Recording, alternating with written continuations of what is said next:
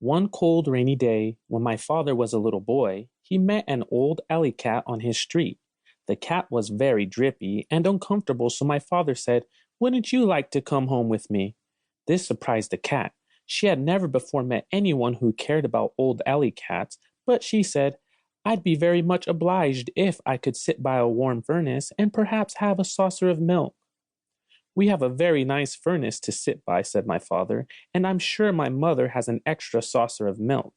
My father and the cat became good friends, but my father's mother was very upset about the cat. She hated cats, particularly ugly old alley cats.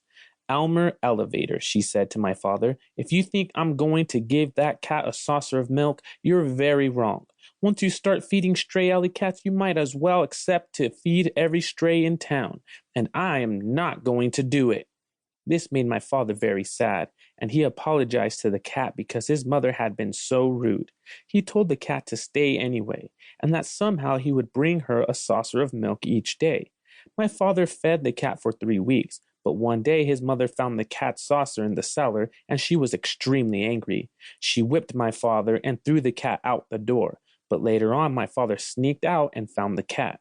Together they went for a walk in the park and tried to think of nice things to talk about. My father said, "When I grow up, I'm going to have an airplane. Wouldn't it be wonderful to fly just anywhere you might think of?" "Would you like to fly very, very much?" asked the cat. "I certainly would. I'd do anything if I could fly." "Well," said the cat, "if you'd really like to fly that much, I think I know of a sort of a way you might get to fly while you're still a little boy."